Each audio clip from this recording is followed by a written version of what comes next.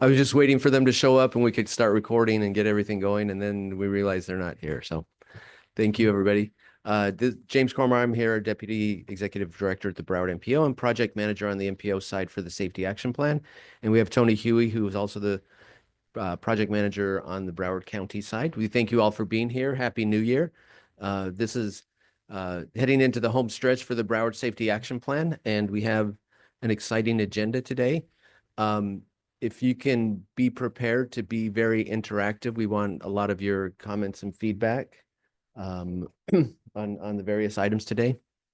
And at the end too, I prompted a few of you, but I'm going to kind of want to ask, I've told a few of you that we want to get your input on how you help tell the story for safety. So for Juan and Nadine, when she comes, and Ken, you have a different role with your organizations than some of the people who are at municipal or agency staffs.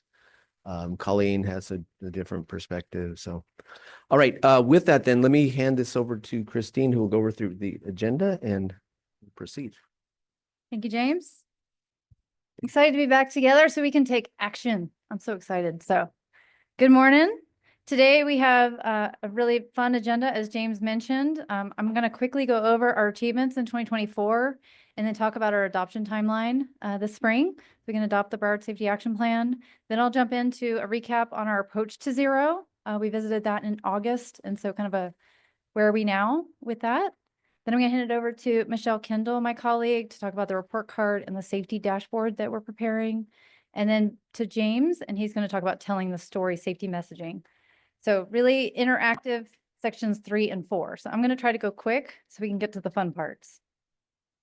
Christine, so yes. So let me jump in real quick. So online we have Joshua Freeman from the consultant team. We have Ricardo Gutierrez from the Broward MPO, and we have Nana Vega from, I believe, James from Dania Beach Fire and Rescue. Thank you. Thank you. All right. So what did we achieve in 24? Lots of things, lots of action. As you know, we're working fast and furious. We've had 4 oversight committee meetings last year, but we also finished our PM plan, public participation plan early on. Then we went into safety analysis, finished that. Our equity right after, finished that. Then our existing conditions report. We created our HIN and HRN maps so that could inform the rest of our project. We hosted 10 technical working group meetings and 4 oversight committee meetings last year. We created our website, safestreets4broward.org. Please check it out if you haven't. We finished our school zone bus stop safety action plan. We also completed our rail safety action plan and our lighting safety action plan. We did 11 corridor safety analyses. We did 11 equity analysis for each corridor. Then we did the crash diagrams for each corridor. So we have all this information to inform our priority corridors. In addition, we did 10 road safety assessments, sorry. And then 9 public meetings in September and October. So all of that was like officially complete. We are obviously working on a ton more, but not officially completed. So kind of talking through kind of what's next. I've broken it into a few buckets. As James mentioned, we're kind of extending our schedule into the fall of this year. So in the spring, we're planning to finish our action plans. We've got the neighborhood action plan, the safe speeds, technology plan, mid-block plan, and pedestrian bike action plans. All 5 of those will be completed this spring. In addition, we have our existing policies analysis that'll be completed. Our safety dashboard that we'll touch on will be completed this spring.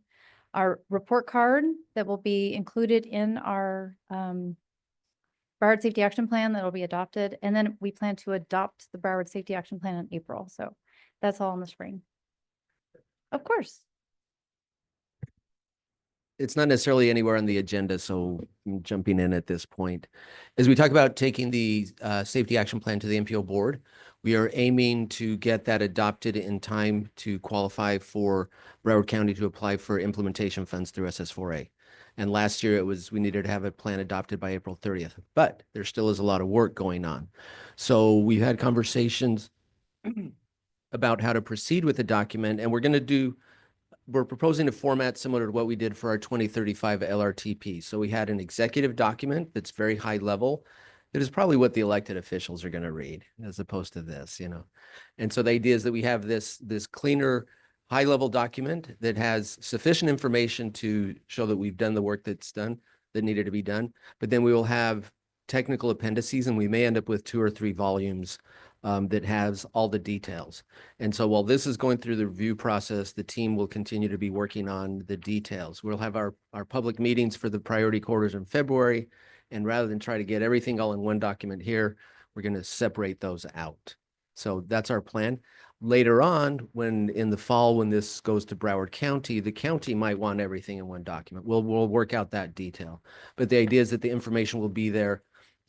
We worked with the WSP team, and they were doing the initial high-level document, and we had 2 pages for each focus plan and 5 or 6 pages for each corridor. And so it was a 110-page document, and 80 pages were just detailed. It's not user-friendly. So our executive director recommended that we follow a format similar to this. So I just wanted to get everybody to know that. And then in the next few weeks, we will want you to take a look at this document. We'll have this in process, but as long as everybody knows that it's still a work in progress, but this is the one that'll be important to get to our board. Excellent. So then that goes into summer, where we're partnered with the Broward County to put together a SS4A implementation grant application. So here to support that initiative. We also will put together our 11 priority concept packages. So those are the priority corridors that we've been working on. We'll have a full design package that'll include a 15% design, cost estimate, benefit cost analysis, all of our safety analysis, all packaged up into with a bow so that those can move forward into programming. Then we're also going to do 10 quick build projects as part of our scope. Those will be designed. And then in the fall, we're going to deliver the Safe Streets Design Manual. We're going to deliver the 1,000 Little Things program. We're going to do a safety roadshow to the public. So kind of go around in the county, and I'll need your help to understand kind of where we should go, opportunities where we should go to meet the public where they are. So we'll work on that. And then we're also going to do a Safe Streets Design Manual practitioner roadshow. So go around and kind of walk our practitioners through the guide and talk about how to design safer streets. So that's what's coming. I also wanted to make sure that you're invited to our next round of public meetings. We have one more set of public meetings for the 11 priority corridors you see here. I see obviously Plantation's here. You have 2 meetings. Fort Lauderdale's here. You have 3 meetings. So lots of meetings happening. As you can see, we're trying to pack in 9 meetings in the month of February. So it'll be fast and furious, but hope to see you there. Go ahead. And if Ken Reinhardt asked a question about getting people out to these meetings, so Fossil will be sending or did send out the calendar. We'll be sending out. Okay, yeah, we'll be sending out to you all the dates and such. Yeah, and the dates are also available on our website, safestreets4broward.org. Most of these meetings are gonna be from 6 to 7:30. Except the Sistrunk meeting, which is going to be from 6:30 to 8. But all that information is also available on our homepage of our website. Thank you. All right. So as James mentioned, we are working towards the April 10th Broward MPO board adoption of the executive Broward Safety Action Plan, the smaller one. And so kind of to back out of that, we've got a lot of presentations going into that. So in January, James and Fossil will present an initial presentation to the TAC and the CAC. I know many of you sit on those. In February, initial presentation to the board. And then end of February, the report, executive report, is going to be finalized by my team and attached to the agenda so that we can also post online. We're also going to post it online and send it out for review. Parallel to that, in March, we're going to present the Broward Safety Action Plan to the board. So that'll be the presentation of the plan and really ask any questions, get any answers, and then take all that information from the public and from the board meeting, wrap up any updates, bring that to the TAC and the CAC end of March, and then attach the agenda item end of March so that we can adopt April 10th. So just want to let you know, there's kind of a lot going on the next few months, but the intent is to adopt April 10th so that we can apply for grant funding on 31st Avenue in May. All right. Any questions on that segment? What we've accomplished? What's next? All right, I'm going to jump into it. So approach to zero, just want to kind of revisit where we were. So what we talked about in August was there was kind of 3 ways to develop your Vision Zero target. And they could be a political mandate. We talked about the example in Miami-Dade County where they said thou shall be 2040.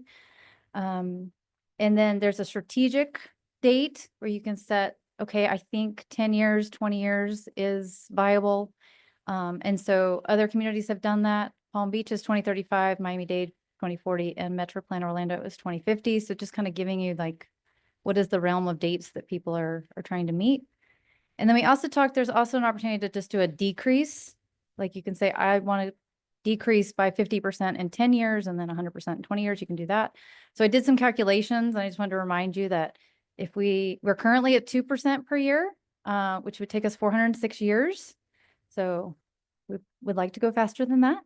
And then 50% is 10 years, which is pretty aggressive, more than we're doing today.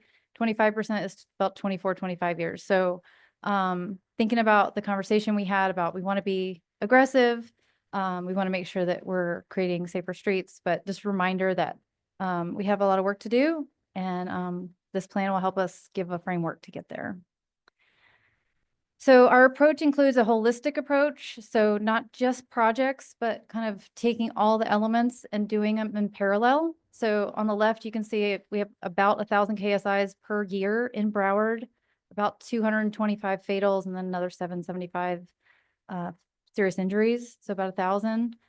So I just put on here kind of an estimated decrease. We'll have to track it, obviously, what's going to happen in Broward, but low cost systematic countermeasures. These are things like maintenance improvements, right? So can we add LPIs? Can we do high visibility crosswalk striping? Quick maintenance things. Can we retime signals? You know, things like that. Add left turn lane, or add left turn flashing. I know the county is working proactively to add the left arrow flashing. So those would be like the first column, maybe a 10% reduction. Big reduction if we do major capital improvements, right? If we really change the dynamics of how people, can behave, you know, vertically, horizontal, deflection, really kind of getting that enclosure on our streets so that people slow down, really separating turning movements so that we eliminate left turn crashes. So really like major capital improvements would be the huge decrease. Then speed reduction strategies. This includes enforcement. So our school zone speed cameras are a huge part of that. I heard red light cameras are also coming back, so that's excellent. Regular enforcement. The most impressive rail enforcement I've learned about was the rail enforcement blitz the Broward County Sheriff put on a few years ago along the FEC line, and they did it for 3 months, and they had 0 fatalities in those 3 months. So that was really impressive. So I think if we kind of congregate all those strategies, we could do speed radar signs. We could paint the speed limit in the road. That's quick. So kind of all these different strategies for speed would make a huge difference. And then reduce VMT is pretty much like as we densify, trips are getting shorter, right? People are living, working, playing like in a smaller, so their vehicle miles traveled is less, so therefore their exposure is less. And so that automatically kind of causes a decrease with the limited exposure. And then the last one is vehicle technology. Vehicles are continuing every day to get safer through technology, seatbelts, airbags, you know, lane assist, all these good things. So I'm hopeful that's going to continue in a parallel effort by the feds, but kind of all of these things together will get us to 0. So just wanted to show that graphically.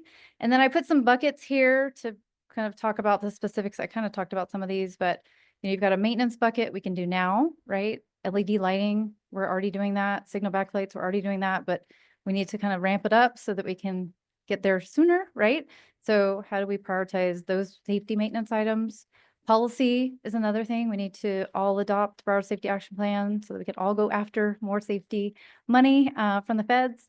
And then adopt the Safe Streets Manual this year is what we would love. Programs, we need to install programs so that we can get more safety infrastructure. So as part of our focus efforts, we've talked about creating like a bike gaps program, a trail crossing program, and a BCT crosswalk alignment program. So like creating these programs so that the resources are aligned for safety. Quick build, of course, we have the quick build projects. I know a lot of cities have traffic calming dollars or programs already. So really funding those, I think will really help. We have too many KSIs in our neighborhoods. Enforcement, as I mentioned, we have a lot of efforts happening parallel there. And then projects.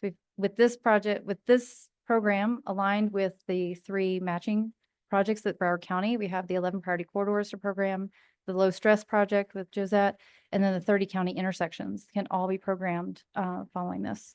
So we'll have lots of things in parallel working together to get to 0.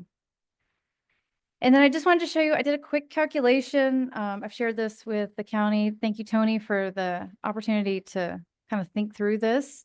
So we've got, how do we align our resources so that we can fund change, right? If we're going to be progressive and really only take 25 years to get to 0, that's a 25% annual, which is 10 times more than we're doing now. We have to allocate those resources. So putting kind of the math to it, you can see I took the high injury network, which is 384 miles, and then I did an estimate of what it would take, what would it cost per lane mile to add safety improvements in a really dense fashion. And you'll see that when you come to the February meetings, we're really like adding a lot of countermeasures in redundancy in line with the safe systems approach. So these numbers are really intense because the intent is to get there once and do it and make it happen, right? So I put together a 6-lane, a 4-lane, and a 2-lane cost estimate, as you can see there.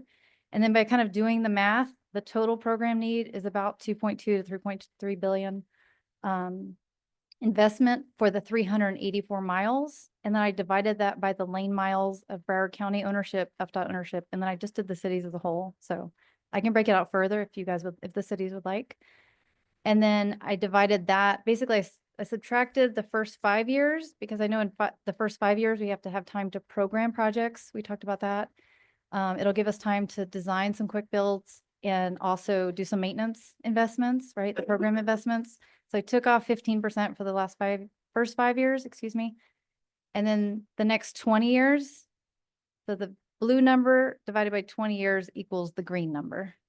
So every year in Broward, we need to assign 42 million, FDOT 103, and cities 23 million in order to basically invest about 1.4 million per lane mile per jurisdiction. So I know it's kind of a lot of math. The good news is I think we have these funds already. We just need to figure out how to move the funds and make sure that they're complementing the work that we want to do. So I don't know that we need to come up with, let's say, $42 million more per year in Broward, but we just need to make sure safety is wrapped into all the infrastructure that Broward County is doing and all the safety that FDOT's doing, just making sure it's aligned with this Broward Safety Action Plan so that we can get to our goal. Go ahead. And this is my chance to give credit and praise to our county partners, Tony Huey, Mintingley, and Rasim Awad. They made the request that we look at the breakdown by financial contribution. A lot of the goals that communities set, it's aspirational. It's, gosh, we really hope we do this. And so Tony and team were saying, well, if we're going to commit, what do we need to look at in terms of budget and financial contribution? So I haven't seen this done anywhere else. So I think this is great. There are questions, you know, it's the high injury network. There's more facilities that aren't necessarily on there. There's also the question of partner commitment. You know, county can make a decision. Each of the different cities needs to make their own commitment. Working with FDOT, Katie, safety is always part of everything they do, and the MPO works with FDOT on programming projects and priorities and such. So it's a faceted, multi-commitment level type of approach. Do you want to say anything, Tony, on that? Maybe just one quick comment. I mean, thank you, Christine, for presenting that. And this is, just an approach that's developed based on the discussions we all had as a team. So but in any event, I think it sort of provides some order of magnitude in terms of the type of resources that are going to be needed if we're going to do something, if we're serious about doing something like this. And Christine mentioned that she thinks all the money is available. I'm not sure of that, but because it is the type of thing that this is a large amount of dollars that we're talking about. It is a large commitment from our entire community, and from let's say Broward County's capital project standpoint, this is a large chunk of funding in addition to what we have planned. I mean, some of our projects can be overlap. We obviously, when we do whatever improvements that we do, we already plan on making safety improvements anyway. So there's going to be overlap in that. But there's going to be, let's just be frank about it, is that we're just going to have to, look at improvements strictly for, safety that we previously may not have focused on, as clearly. So it is a large amount of commitment, but this may not be the best way to do it, but this gives us some idea of the level of commitment that we're thinking of. So just something, food for thought in terms of how, as we advance and we finalize our approach. Thank you. All right, so we are exploring funding options, funding sources to fund the additional dollars that are needed. Thank you, Tony, for that reminder. I'm hopeful, we're going to just take what we got and make it happen. So, but we do need additional support. I think funding always is the question at any level, right? So the good news is there's a really long list. Right in front of you is the federal grants on the left, and then additional programs that fund improvements. This is not a holistic list. I'm sure there's ones that I forgot, but I'll just run through them really quick. SS4A obviously is the direct related.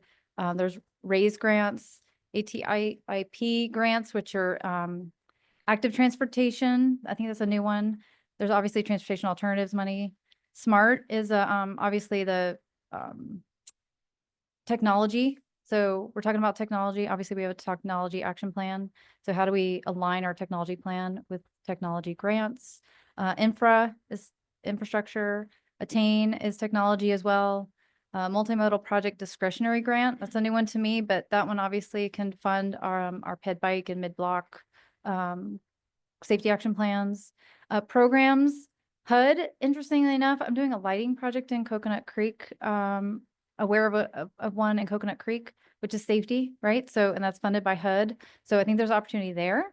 FTA, there's a lot of great first last mile projects with FTA. Transit is a big part of our safety action plan. And so how do we align FTA dollars with this plan? CMAQ funds are available as well as FRA. We currently have 2 FRA grants right now with the MPO that we're working on with safety. So a lot of investment federally here locally, but a lot of money left to get. I also made a list of other buckets, and this is not holistic, but just kind of wanted to have a discussion really quick of anything I forgot so that we make sure that we're aware of it. At the state, Tracy Z mentioned earlier last year, HSLIP, which is, Katie, that's Highway Safety Improvement Program on Local Roads. Okay. So there's that grant that's available from the state. Safe Routes to School. Obviously, the safety push button is a traffic. I think it has to be less than $1 million for those projects. But that money's available and those move really quickly. We learned that there's a bucket of school zone infrastructure money at the state and the county. So if we need additional school zones, we're working with Fort Lauderdale to request one on Sunrise Boulevard. So, but I understand if it's justified, there's money ready to go. So that's really good news. There's also high visibility enforcement grants that FDOT gives out to local police departments. I know Fort Lauderdale has done that for years. And that really is target, you can target however you want, but in Fort Lauderdale, we targeted speed because that's the main, you know, cause. So really getting targeted enforcement for the outcomes that you want. So that's a really good resource, and I think there's a lot of funding there. So go ahead, Katie. You can turn on your mic. Okay, for any of the grants that anybody wants to go for, nonprofits can also go for them. Maintain agencies, law enforcement, et cetera. The grant application period for this next federal fiscal year ends on February 28th. So if anybody needs information on that, I can point you to the websites where all that's at. And that's for high visibility enforcement? For any of the federal grants that are education outreach, high visibility enforcement is just a portion of that. Oh, okay. Excellent. Excellent. All right. So in the county bucket, we have surtax is our biggest bucket. I understand that it funds school zones, signalization. There's a trails element of surtax, and there's obviously the intersection program. Did I forget any, Mintang or Tony? No? Okay. Thank you. So I think there's a lot of opportunity to align, obviously. So that's the really good news. Broward MPO obviously oversees our MTP, and they have a safety bucket, and then they have several other buckets, including a bucket that includes the C-SLIP program. C-SLIP obviously can include safety improvements. So as our cities are putting those together, let's make sure that we wrap in our safety. And then the city, I was scratching my brain, so Milos, maybe help me, or Carol. I know you have a CIP, and then I thought maybe the speed radar signs and the red light cameras give you some funding. Is there something else? I was grasping. Yeah, good morning. From the city of Fort Lauderdale, what we have about $200,000 a year for the traffic calming program. We have about $100,000 for the pavement markings. Traffic calming program also includes, or within that $200,000, we're installing some speed feedback signs. When it comes to red light camera program, that was a program that was managed by the police department years back, and it was basically discontinued. I'm not sure that there is a plan for them for the program to be revived. I know that some of the municipalities in Miami-Dade County still run it. One of them was Miami Beach, second one is Aventura. Okay. We did hear from City of Hollywood that they are planning to resurrect the red light because they have the like the setup with the school speed camera program. It's a similar setup, so it's going to allow them just to turn them back on and use the same team, if that makes sense. So yeah, we're also working on the school zone cameras. okay. We have a number of LPRs in high traffic areas. Those have been helpful in terms of, I'm going to say, apprehending some less than savory characters in the city. LPR? Yeah. What is, License plate readers. thank you. But those cameras have also been very helpful from a risk management standpoint when there have been traffic accidents in the area. Yeah. Obviously, we have to pull that data very, very quickly because that does overwrite with some regularity. Like Fort Lauderdale, traffic calming is a huge issue in the city. The city does have an active traffic calming program. It is one that we worked with the MPO in developing about 3 or 4 years ago. There is significant funding there. And a lot of conversation. Traffic calming is probably next to traffic congestion, the number one issue. Really? Yeah. All right. And if I may just add to traffic calming a portion of it. So our traffic calming effort is really focused on local streets. It is one of the most frequent requests that we get from the residents, and some of the numbers that I can share with you, I believe that we have about 39 requests for streets pending, about 42 pending installation that were warranted. And if we combine the two numbers, that results in about 81, provided that 39 are also all warranted. We would need about $1.2 million if we don't get anything new to basically implement those traffic calming measures, right?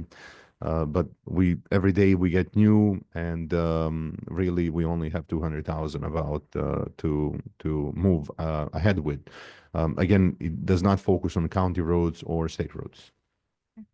And what he said, 100%, we're in the same boat. And I wanted to open it up if any of other municipal partners, Daniela, over in Tamarack, the city commission authorized staff to develop a safety action plan. So we already have traffic calming developed, like we have a program, and it's, as you guys said, it's also just in local roads, but recently we got the approval for flashing speed limit signs just on those locations where speed humps cannot be located, then we can implement those flashing speed limit signs. So it's now given that, it cannot be in arterials, then we can implement those maybe in those locations. But mainly city owned. But also the city commission authorized staff to develop a safety action plan or a Vision Zero plan. That one, yeah, I'm not completely aware. That's more Mustafa area, but I can double check. But the point being that there's different levels of commitment that cities. Oh, no, absolutely. Yes, yeah. yes. I don't know if y'all, Sean. Morning, everyone. In Sunrise, we too have a traffic calming program. However, it's separate from our CIP. We fund it annually through our general fund. And we've been fortunate to average about 5 projects a year between requests from the community and then also self-initiated.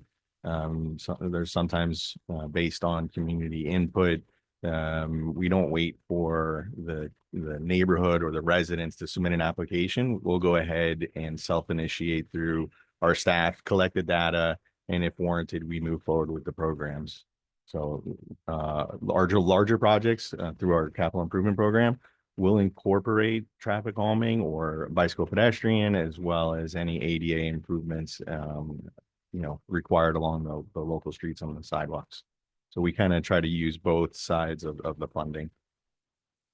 What's the value of your annual traffic calming program?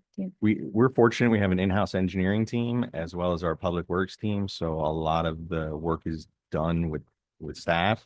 So we fund $250,000 annually. Okay. Excellent.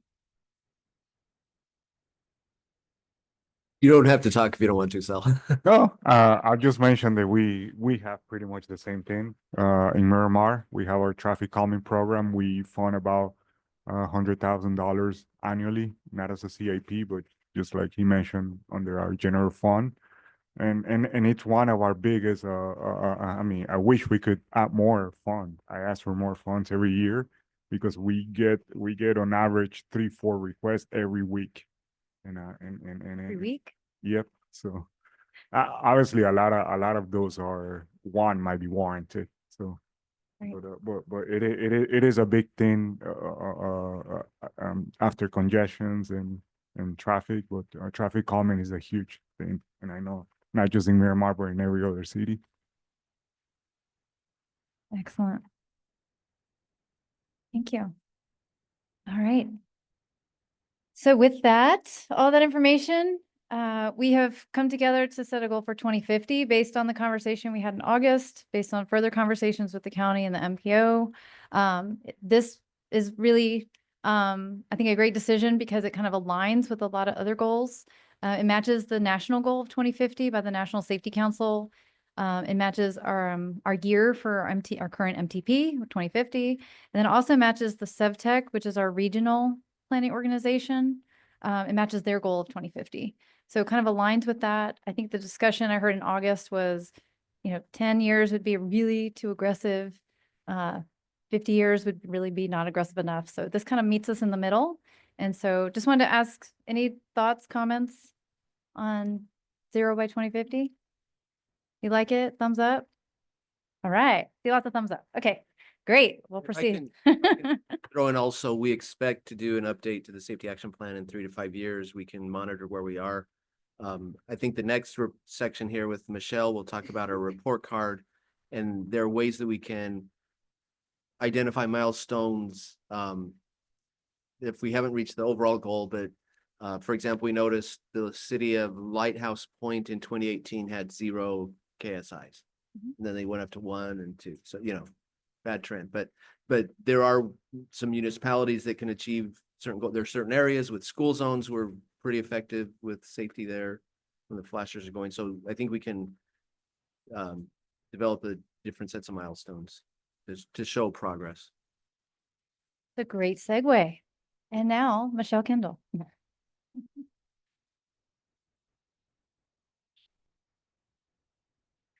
Good morning, everyone. As Christine said, my name is Michelle Kendall. I work with her and Selena on our team at WSP. Really happy to be here with you this morning.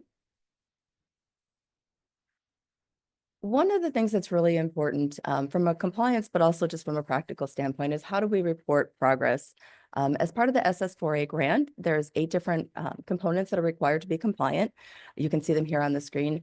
The one I want to talk with you about today is the progress and transparency methods. So the plan needs to include, according to Federal Highway, a description of how progress will be measured over time that shows outcome data. And the plan also has to be publicly posted online. They don't tell us exactly what has to be measured, how we're going to measure it. That's for us to decide. So that's what we want to talk about today. So 2 different things that are that we're developing that are going to be underway. One is a safety dashboard, and then the other is the annual report card, and they'll go hand in hand. Both of them are going to be available at the Safe Streets website. So the safety dashboard, I'm sure you've seen numerous dashboards, really cool, really interactive. We really like those. The data is going to be pulled from Signal 4 Analytics. So there's nothing that you're going to have to necessarily do for that. We're going to be able to pull that data in, and you'll be able to, I'll show you another slide in a minute, how you can work with it. So that is underway. And then that annual report card, it's a way of showing the crash trends, which is just the flat data, from Signal 4 Analytics, but also what are we all doing to be able to make those trends better? So it's kind of the 2 parts go hand in hand. This is just an example of the dashboard, what it's going to look like. This is not Broward. That is underway, a little premature to show that right now, but it's going to be really exciting when that's done. So as you can see, you'll have different stats, the total KSI, bike ped KSI, motorcycles, so you can look at it by mode. You'll be able to query by city, by county, can zoom into different areas. So it'll just really be a great kind of like hosting of all the different data, so that you can have it, it'll be updated annually, and you'll be able to kind of go in and work with it, at your leisure. So that's what the online version is going to look like. And now what we want to talk about is that annual report card and what do we want to measure in that. So these are the crash stats. Most of them will come from Signal 4. Some of them that are noted with the asterisks after them will require a little bit of GIS analysis to be able to get to those numbers, because they'll need a geographic overlay. But I'll talk through what some of them are.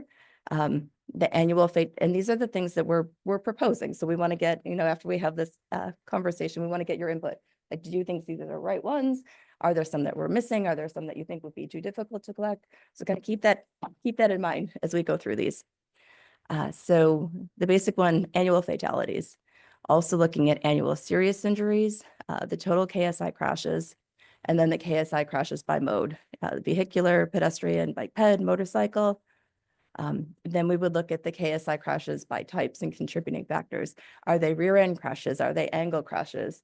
Was there speeding involved? Were there distracted driving involved? Things like that. We would also look at those KSI crashes by the number of lanes and posted speeds, because as you've seen, it does vary pretty distinctly amongst those different types of facilities. We could also look at it by the type of roadway context classification. Kind of similar to the number of lanes and posted speed, the 2 kind of correlate, but they're not exactly the same. Also be important to look at KSI crashes in school zones. As you know, that's one of our focus studies. And that's an example of one of the ones we'd have to do kind of a geographic overlay in GIS to be able to get to those numbers. But again, straightforward, easy to do. We could look at KSI crashes on local streets. We'd also want to look at the railroad related data. That would be a different data source. It would come from FRA. As you know, that has its quirks kind of in working with that, but it's important to look at that as well. Looking at speeding related crashes, nighttime crashes, looking at it by age group. This would also be a slightly different data source. It would be from VARs, but again, a source that's easy to obtain. We could look at the KSI crashes in the equity areas, and then also one of the things that we thought would be interesting to do or helpful to do is have rankings by city and by county so that you can kind of see like how are the cities doing like year over year with the numbers. So I think what we should do is we'll talk through these and then we can kind of go back because this is a lot of information and data that I'm kind of just putting out there for you now. So that's part one. Those are the data stats. Now this is measuring, okay, what are we all doing to get those numbers down, to have the statistics be better? These are the things that we would need your help to measure. And we want to talk about that a little bit later. And of course, these are the improvements, the implemented projects that would be helping us to reduce fatalities and serious injuries. So we would look at measuring the miles of projects that are planned on the HIN or HRN roads. We could look at the number of traffic signal upgrades, things like protected left turns, no rights, dynamic reds and LPIs. We could look at the number of traffic signal timing improvements implemented. Also looking, we've talked a lot about lighting, looking at the new streetlights or the fixtures upgraded. Could also look at the miles of road segments with lowered speed limits. We could look at where, so there's several of these are related to speed because it's so very important. We could look at where new speed cameras are installed, where new speed feedback signs are installed. And then we've also seen in different areas. So this is a study as opposed to like a construction implementation, but different folks in lots of areas do speed surveys. So that's just a good way of kind of measuring, like, what are the speeds on our roadways looking like? And are they going down like year over year because of the things that we're implementing? And then another one would be looking at the new and updated school zones being implemented. So those related to the streets. These also relate to streets, but are kind of specific to bike and ped. So looking at the number of lanes narrowed, not just narrowed for narrowing's sake, but narrowed to be able to implement multimodal improvements.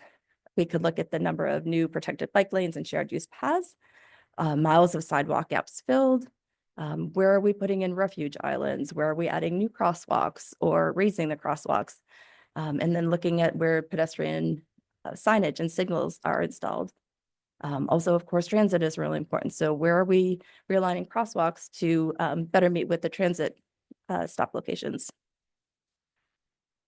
In terms of safe vehicles, a couple of metrics. We can look at enhancements that are added to fleet vehicles.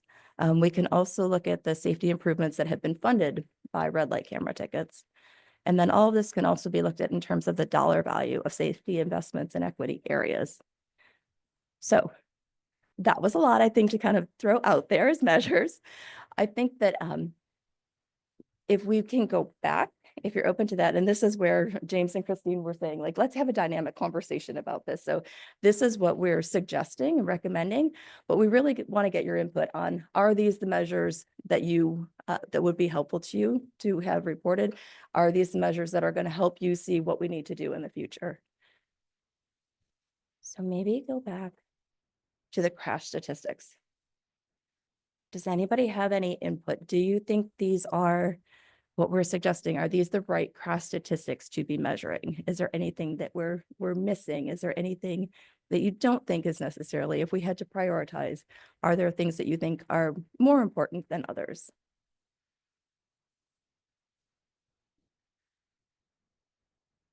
You may have said it, but for 11 fatal crashes by age group, is that driver or the victim? Because Driver. You might need 2 categories. That's a good idea. Yeah, we can specify. By driver, yes. But I also think it'd be the victim too. Well, that's what I was saying. Some like good to see both.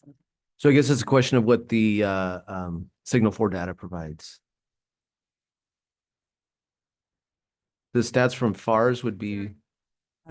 Signal 4 doesn't do age. And so the only age demographics that we understand we have are the federal database for fatalities. They don't do serious injuries yet. And so we were able to pull that for the existing conditions report from FARS. And so we've got like a breakdown of fatals in Broward over the last 5 years by age, but I'm not aware that we can do it easily in Signal 4. Victim or the driver. So if you're trying to see like, target 0 is like this Yeah. male demographic age group is speeding. Right. But if this. I would assume the victim, but I need to verify The thought. that. But I think the question, and I'll add to kind of Michelle's questions, is this is a lot to measure every year. We're going to do an annual report card. We kind of are giving you like, this is kind of the breadth of what we can do. We really need to shorten the list. And we need your help of like, what can we take off? So I think age, when you think about what am I as a designer going to do different if it's a 15-year-old versus a 40-year-old, am I going to do something different? I wonder if age is really the highest priority to measure. So you guys tell me, and I feel bad saying that in front of Ken, but does that change how we redesign? Because I think the whole premise is we need to lower speeds, right? And so I'm lowering speeds to get safe streets for all, but I'd love to have that conversation. So And if we could just think about what we can delete, that would help us because we don't want to measure a million things every year. What did you add, Katie? I didn't hear that. I was just saying for us, we use that for more for the education and outreach. Where do we want to spend our resources? What type of events are we going to? What type of population group do we want to be talking to? But maybe that dashboard that you're creating, it's homed there instead of the report card. Like if it could be a filter in that. And I'm sorry, and I do want to throw out when Christine mentioned this takes some effort, but we've had discussions with the MPO executive director, and the Broward MPO is looking at allocating resources to gather this information on an annual basis, either with staff or a consultant. So Christine was saying shorten the list, but it's also but what do we want to measure? And so right now I'd rather get a long list and then we'll have to call it. So Yeah, the other thing as we're going through these different slides, the crash stats, there's Signal 4, there's FARS, there's some databases out there that has this information, but some of the other things that we were just displaying, those are a little bit more difficult. That information is a little bit more difficult to acquire, right? There's not a dashboard that's out there that's going to require us to coordinate with all the different municipalities and agencies that do work on our public roadways. So if you can also think about it from that perspective, do you think your agency could help us with this effort? Is it easy for you all to track some of these other initiatives as well? Morning. My thought was, since we live, the mic is on. Oh, there you go. It's me. I was wondering, since we live in an area where our seasonal population increases from November till whenever, some people are staying until May now, do you find there are more seasonal accidents that crashes that occur at that particular time? And also, as I see KSI nighttime crashes, we also changed the clock at a certain time. And we are now, we face that part of it as well. Nighttime starts earlier. So not wanting to expand the list, but as the list relates to those types of information, it comes to my mind. So I'll answer partly and then let Christine answer the rest. So one of the things that that we can do is you can have, and yes, there are differences.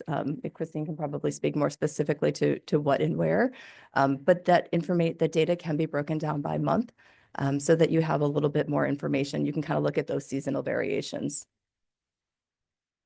And I think we've talked about this during the lighting. Where's Selena? During the lighting is, yes, the wintertime has more crashes. Yes, we have more people there, so there's more exposure. So I think there's all these different factors, to your point, that are lending itself into higher crashes happening in the winter, springtime, as well as the darkness. And we're gonna have Selena come back next month and tell you about the lighting outcomes, but just to remind you, the most dangerous time to travel is the hour before dusk. We see a really big spike in crashes of all modes. So just kind of showing that, like, we as drivers are not prepared, the pedestrians are whatever. Everybody's kind of acting wild, I guess, in that And hour. you see that in the 12-month period. In the 12 months, yes. We see as the daylight decreases, the crashes increase. So you're very wise. You're learning. I'm glad you're paying attention, girl. The reason I'm late is because I reviewed last month's And it took me a little longer to get ready to leave. So, and that's it. Getting back to the age question there, I think it is significant. You made the distinction between a 15 and a 40-year-old. Okay, I can understand the difference might not be great, but our older adult population is the fastest growing age cohort, and that is only going to continue. We're more vulnerable. We break easily. So for a given crash, the fatality and serious injury rate's much higher for older adults. Also, as we get older, we'll be giving up driving and be looking for other mobility issues, which could be victims of drivers. So I think at least in the older adult category that would be meaningful to measure. Thank you. Just to follow up on the same point, if I remember correctly, the pedestrian walk time for areas with a predominantly aged population is set longer than the time for areas without. So because of the reasons Ken mentioned, also, we may not want to take that off the table right in the beginning. Just to Is the- chime in a little bit, I think Katie could probably tell us, but the FDOT's TEM warrants crosswalks if there are vulnerable populations, so children or elderly. You can double count folks that are within those age groups and might help you with warranting a crosswalk in a location that it doesn't currently exist. So it may be beneficial. And our equity maps for our priority corridors highlighted seniors and children and people with disabilities. So we have some of that data available. Sal?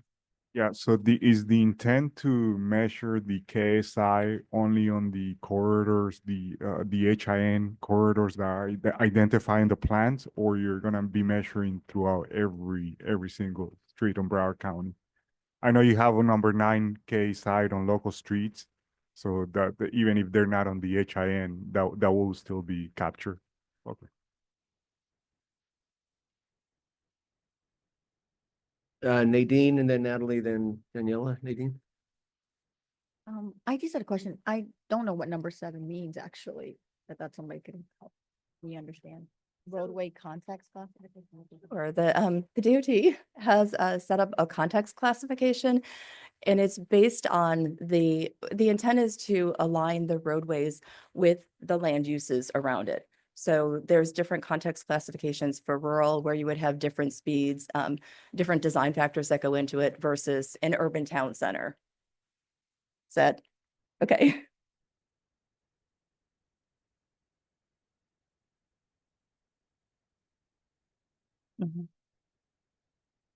Natalie, was it? Again, not trying to add to the list, but related to number 10, the fatal railroad related crashes, is there any information built into this, not fatal, but more akin to the serious injury?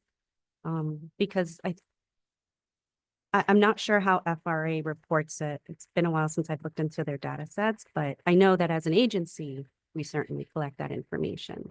I think that's interesting. So my understanding is they have fatalities, then casualties, and then no injury.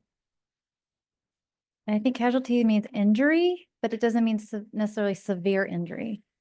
Let's say the train stops and you fall over and you, whatever, sprain your ankle. That's an injury, but it's not like with the FDOT classification, you have 5 different, and we're taking the top 2, fatal, serious.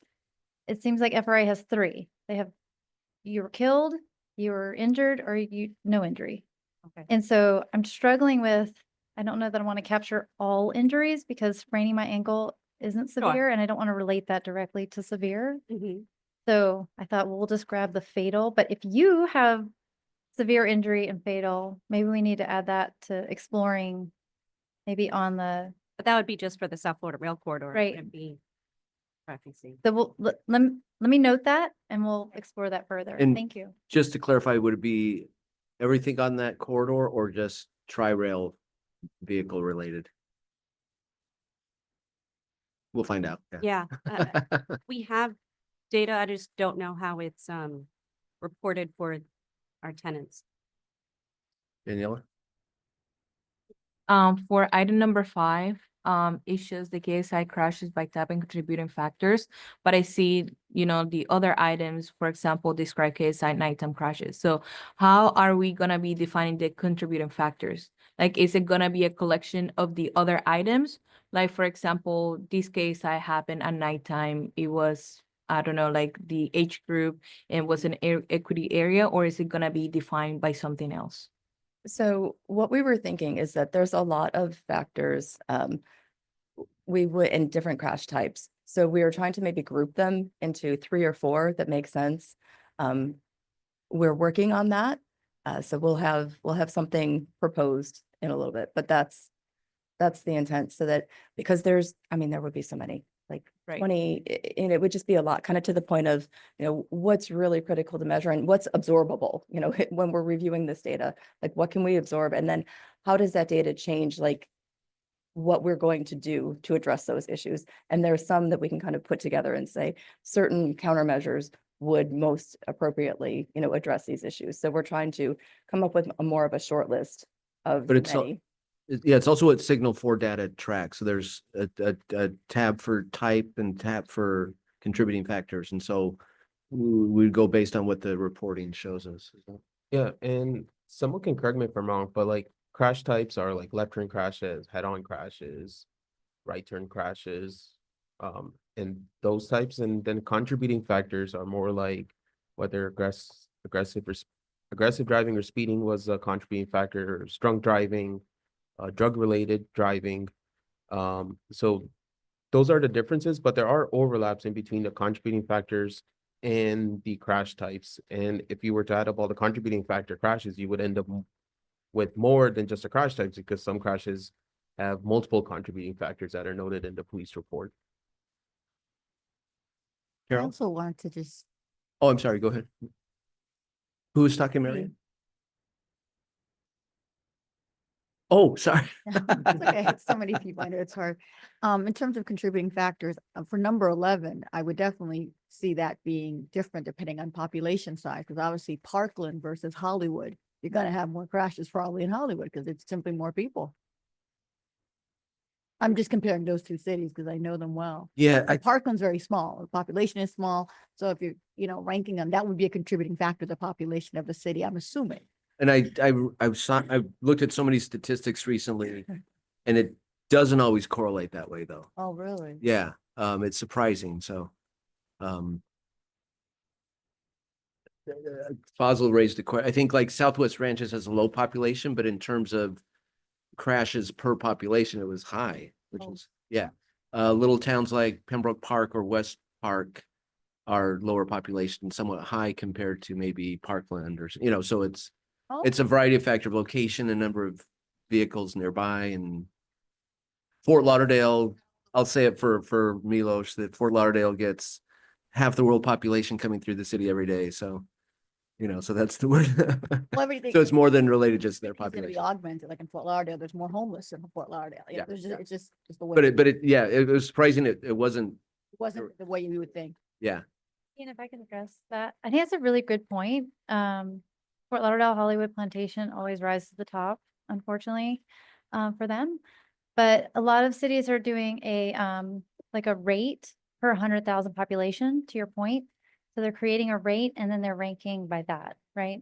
We're including something like that in the big plan that you'll see.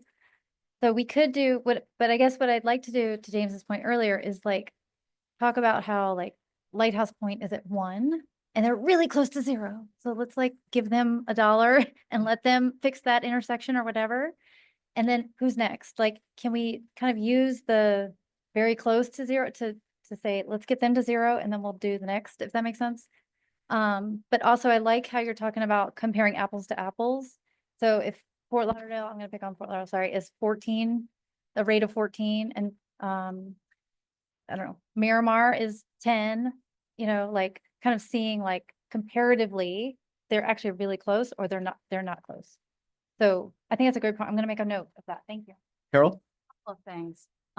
First of all, as one of those cities that everybody comes through And we have multiple highways that come through, which contribute to accident crashes and KSIs and all of that good stuff.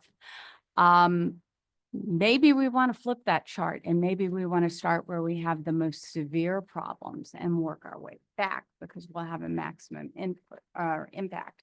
But the other thing is, in looking at your chart and looking at how to maybe pare it down a little bit, I guess I'm stuck on something that maybe a few other people are too, which is, number 5, KSI crashes by types and contributing factors.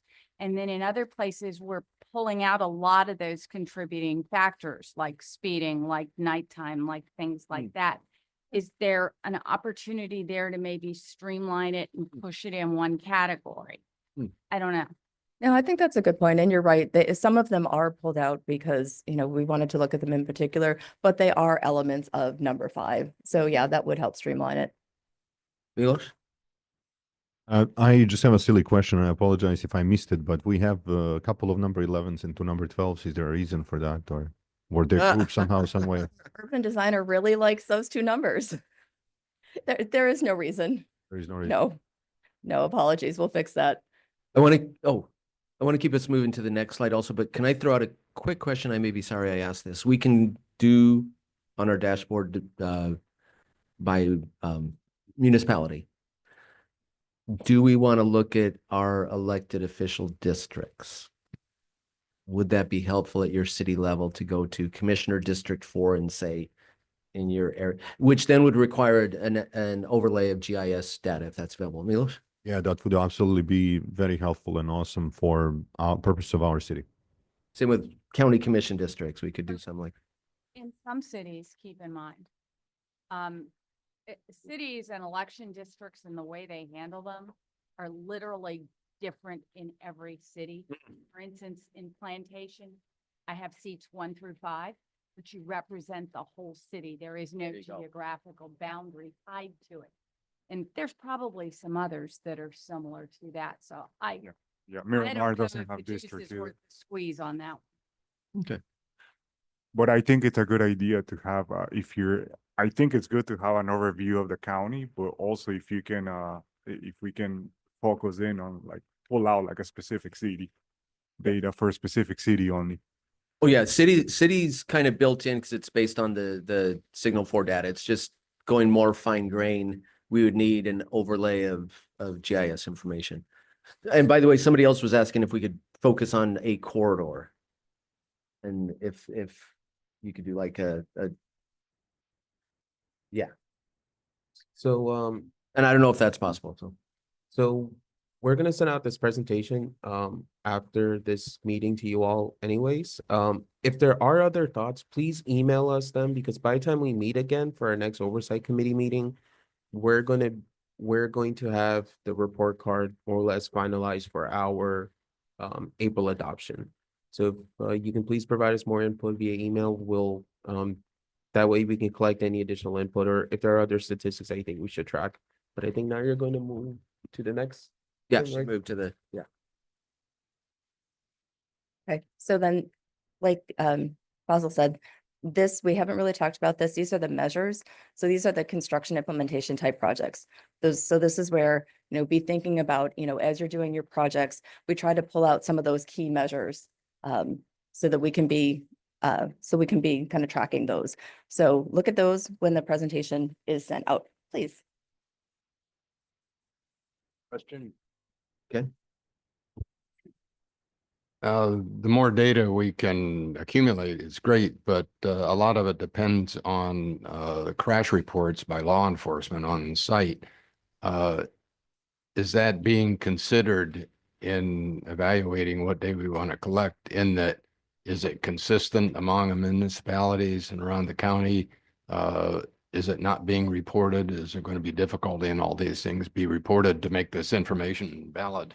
I think that's a good point. I mean, the crash reports are as good as the first responders that are filling them out. The Signal 4 data kind of pulls all that together. So we have all of the information in there. There's nothing necessarily we can do if, some provide a little more detail than others. But in terms of the basic statistics, that will that will be covered within that Signal 4 data. I'll just add that every agency in Broward reports into Signal 4, and we understand that the crash reporting is available about 60 days after, if that makes sense. So we are making a note that we're waiting until, let's say, March, April of 25 to pull 2024 data, so that we get a compilation of all the agencies, because we have multiple, sheriffs, PD, EMS, all that, like all giving, and then we wait until several months into the next year to pull last year's full data set. Does that answer your question? Kind of, sort of. Because it still depends on how much information the law enforcement officer collects at the scene. Correct. If they ignore what the weather is or other supporting conditions, then we lose that information. And I know it's inconsistent at the state level. I know on the state coalition that I'm on, that's an issue about different counties, different areas in the state reporting inconsistently. We're trying to sort out how we can make that more valid. Did you have an answer, Katie? Okay. Yeah. Thank you. Gonna kind of answer. So the data that the Pet Bite Coalition is using is the exact same data they're using. So if there's an issue here over time that's slowly getting addressed, we have tons of people up in our state safety office that are reviewing every single crash report. They find ones that are mislocated, or, maybe it's in the wrong county, or maybe it's not on this street, it's on this street. And so when you pull in after that 60 days, I don't know if it's worth doing an update maybe 6 months later, because some of the numbers may go up or down a little bit as they find issues with their crash data. So sometimes it takes them a year or two to verify all the data and validate it. Can you speak to the efforts to get better data? It's an ongoing discussion between our state safety office, FLHSMB, and the partners. So it's not getting resolved. And the crash report is a state report, correct? That's my understanding. Okay, so it would have to happen at the state level. Any changes? Okay. That's my understanding. So thank you for your work to make that better on the coalition you're on. And I did want to call out Nana Vega, who's online. We had a question here on the board about health and enforcement. What would be helpful for you to measure? If there's anything, a perspective from an emergency provider perspective, Nana, if you want to share.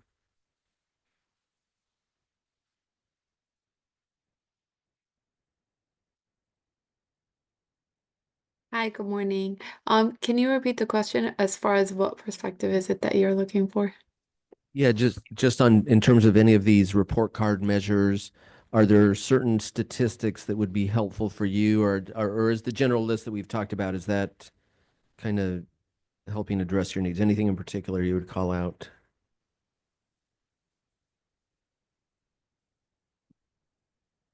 I'll be honest, it depends. It's kind of like what you guys were saying about different factors play into it. So one of the things that we do look into as far as community education is pretty much being aware more than anything if there's enough lighting, looking out for signs, adhering to the speed limits and things like that.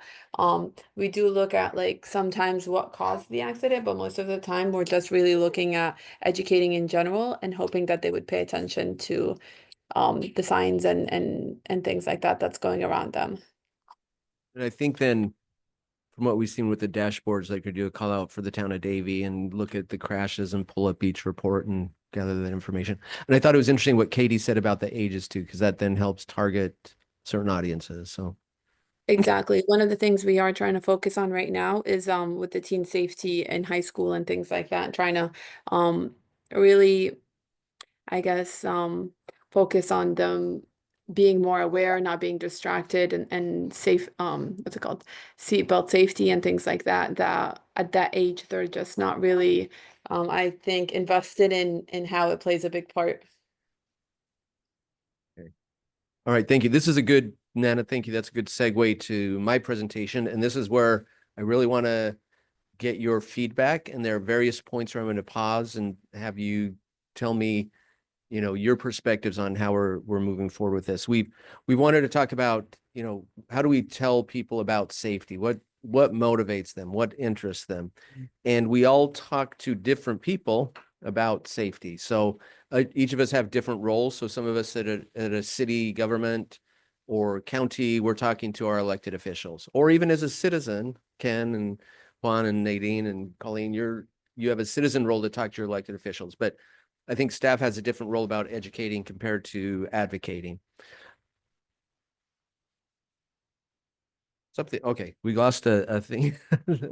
Yeah. The number 2 should be talking to the general public. So, as individuals and in our professional roles and on our agency, we do talk to the public and we get different questions and we get different kinds of well-reasoned or not reasoned comments from people. And so how do we respond to that? There's technical staff. So our engineers and planners and others, we have a different kind of approach to dealing with, how we tell the safety message. Anecdotes are interesting, but how does that anecdote fit into a larger pattern? And then again, Juan, Nadine, Ken, Marianne, some of you, Colleen, some of you that are with organizations, what is the role that you can play? So I'm going to go through a few different scenarios, and I'm going to stop and pause and get some feedback from you at those places then. First off, I love history, so let's take a little historical perspective. 120, 130 years ago, our roads were used for a variety of different things. It was a place for people, for selling, for coming out, for meeting with people. There were some horse and carriage, there was manure issues and things of that sort. But about 100, 120 years ago, the motor vehicle started coming in, and the motor vehicle became a bit dominant on our roadway. So roads weren't always just for cars. That was for people. Fossil compiled some information, some histories about how cars became more predominant on our roadways. It used to be that there was a big concern of cars are killing people. The cars are the problem, and the automobile industry was able to advocate and market and get press reports out and make it clear that they weren't the problem. It's the people and the roads that are the problem. So there was a shift of how the story came out in the media and how people talked about it. It's like it no longer was a problem of the cars having to look out for people. It's people, you need to look out for the cars. It also came about with jaywalking, this idea of you cross the street because you want to get to the other side, and it became a concerted effort to emphasize that, no, it's you cross at the intersection, you need to wait for the car, and so that kind of shifted, and jaywalking became this kind of insulting term of, you don't, like if Jay Aber, who was on the WSP team, would, talk about his experience jaywalking, but this idea of, the road isn't just to get across, it's you need to follow the rules, and if you're not, that's your fault as a pedestrian that you're getting hit, and that's a problem. So over time, then our roadways had some different character. It became place for movement of vehicles and the storage of vehicles, and the pedestrians and others were shifted off to the side. And there was some more recent efforts in terms of complete streets and making the roads work for all users. But for a number of years, it was roads are for cars. 1965, early 66, Ralph Nader wrote a book called Unsafe at Any Speed. I don't know if anybody remembers that. Ken, I'm not picking on you because you're with ARP, but you might remember when that came out. Yeah. So that book was very influential in terms of safety. As I did some research, Unsafe at Any Speed motivated the creation of a lot of the national regulatory efforts for car safety. So this book came out in 65, became a bestseller in 66. Seatbelts became mandatory in 1968. There was an establishment of a safety board at the national safety level. There was all these regulations that started coming in. He had identified that car design was not was basically killing people. The collapsible steering column. If somebody was in a crash, that steering column typically impaled them because it didn't give. The metal on the dashboards, you get in a crash and you hit things in the car and you're damn. Or windshields, if you crash and you go through the windshield, wasn't necessarily tempered glass. So if the crash didn't kill you, then the retracting and all the glass cutting your neck was a major factor. So that there are a number of things that could be done to improve the safety of cars. And the car industry fought it, and Ralph Nader became a bad guy to some people, but in other ways, he encouraged this awareness of safety issues and regulations. And so we've seen over time, seatbelts become mandatory, airbags, different supplemental restraint systems, braking systems, through the 90s. Actually, airbags became mandatory in the 90s. They were introduced maybe in the 70s. And then now in this century, we're seeing new technologies in terms of sensors and connected vehicles and things of that sort that can make it safer for vehicle users and roadway users to move about. Finally, in terms of history, this is in my lifetime. I remember this, the whole group about Mothers Against Drunk Driving. We didn't talk about designated drivers. We didn't talk, but it became this concerted effort of these mothers who were concerned about the impacts of drunk driving and this idea of don't drink and drive and designated driver. And so that's an example, again, looking at our community organization partners of what is it that you can do in terms of helping tell the story. We at the MPO, we can't advocate, we can educate, but you all can take a role and maybe some of your organizations can help push certain measures. So coming back, quick pause. What I just told you about the history, any perspective on some of this history in terms of, would this be a good way to talk to elected officials or the public? Training technical staff, yeah, we can do that background stuff, but advocating. Any thoughts on that? Colleen, if you can turn on your mic. What came to my mind, a very good friend of mine has been a school board member for many, many years. And I think that honestly, like if we could get something in the schools started, I mean, maybe presenting it to the superintendent. I know they have a lot of things going on, but I think that would be a really good start of educating the new drivers. I think I'm going to start with that. I'm as a member of the Women's Club of Coconut Creek for 15 years. I'm definitely going to start advocating this more so. And of course, I do speak to the mayor and commissioners often. And so, but I'm going to have a meeting with the city manager in Coconut Creek and go over some, like, I don't even know what our traffic calming project, if we have one of those, but we definitely need it. The local streets, that's, I think, where most of the accidents happen is in the local streets. Nobody stops on a stop sign. And that's, right now, my thought process. Thank you. One, you looked up, so you get. Yeah, no, that was me. But I mean, obviously, beyond the elected official scope of action, on which would be love to go to city commissions and kind of like provide an overview of what safety street means to their cities and obviously their constituents. More than happy to also partner with you and maybe have some workshops on which we educate the business community, obviously together with important partners in the community. To put the word out and, try to be everyone on the same page. So I think that's also very important. I echo what Juan said. His agency and I, and mine, we work very closely together. I think if you tie in transportation and safety with the economic development piece, you get employers very much interested. I think that's a good way to kind of tie it in. Yeah, I was thinking in terms of attracting businesses and making us a better community, more attractive. Marianne? On 95, and I don't know if we communicate about on 95 as much here, but there are the overhead signs. Yeah. Can you put something there that identifies, I know there's somebody in the room that has better. If you're talking about the number of fatalities, Something just visible as we're But driving. I do want to give FDOT credit, though. There are messages of, click it, put your seatbelt on. Yes. What? Yeah, click it or take. When you mentioned MAD, that was such a broadcast, and we still remember it today. So Which one? The MAD. Yeah, Mothers Against Drunk Driving. Yeah. And that made a big difference, of course. But I think FDOT's good with that messaging on those signs. If anybody has anything innovative they think would work, I could always escalate it. We have a list of approved messages. FHWA is borderline on, can you do funny messaging? They want it to be more serious. So we're always kind of like testing and pushing the limits a little. So anything that you see on 95 or Turnpike is approved. I could always escalate something. I just thought if we put the statistic or used. I've asked if we can put statistics or information. It might be too distracting.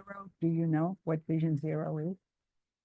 Have you ever heard? I don't know. I'm just wondering because maybe it's But there are billboards and there are other ways to convey that message. other billboards. Yeah, on some of the podcasts I listen to, I get an FDOT story about, calm down, you'll get there. Don't hurry. Josette?